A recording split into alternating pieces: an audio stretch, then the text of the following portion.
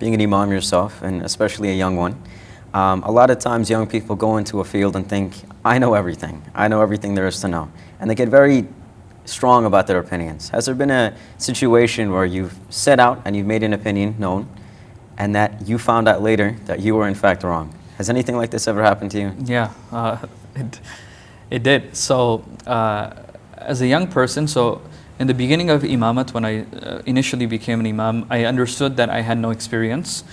But once I started to ease into it, a few months, maybe 1 or 2 years down the line, sometimes you get a little bit, you start to think, I kind of know what to do in certain situations. I kind of know I'm the only one that knows what to do in certain situations. So there was a situation where we had an after-school maktab program, and there was about like 25, 30 students in that program. I was in charge of it. It had been going on for many, many years. I was just put in charge of it when I came in. During that time when I became an imam and in the beginning stages, someone from another organization who specializes in Islamic education called MESBA, MESBA, that's the organization that I'm with now, they reached out to me and they said, let us help you with your maktab program. We'll give you everything, curriculum, teacher training, we'll give you all the resources that you need.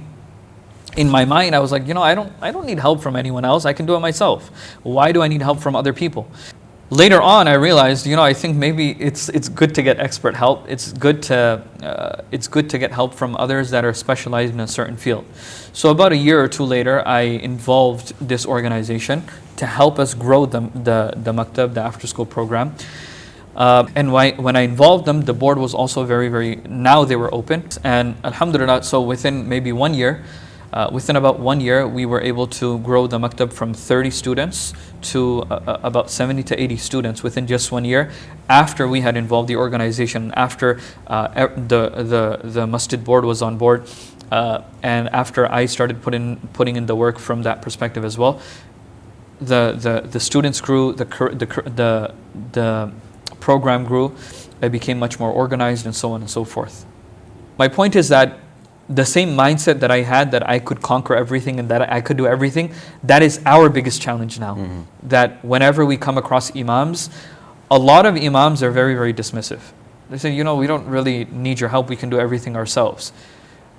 But unfortunately, they can't do it themselves. Their programs are not really flourishing to what they want it to be. And this is the idea and mentality that a lot of young imams have, that I can do everything and I know everything, but unfortunately you don't. Mm-hmm. And I'm telling you this from someone who's been through that situation. You don't know everything. It's good to get expert help from people that are experts in their field. Mm. Being an imam, one of the qualities that you have to have is humility. If you don't have humility, people will see right through you. If you're not open to learning, not learning about the fundamentals of Islam. Everyone knows the fundamentals of Islam and no one's telling you to compromise on that.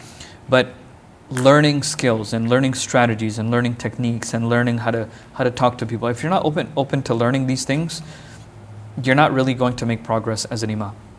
That's the thing about imamat. You have to know how to deal with everyone. You have to have skills, public speaking skills, you have public dealing skills, mediation skills. You have to have all of these skills. And even if you don't, you should at least be open to learning from others that have those skills and that are experts in that field. Assalamu alaikum wa rahmatullahi wa barakatuh. So I wanted to share an initiative that we're going to be launching within the next few months, the Diraya Seminary, inshallah. So the purpose of the seminary and what we're trying to do is we're trying to bridge the gap between weekend programs and maktab programs and advanced Islamic studies. Inshallah, it'll be in person for the Long Island community, Suffolk, Nassau, and even New York City as well, parts of New York City. So stay tuned for that, inshallah. Inshallah, you'll be able to sign up for any course that you want.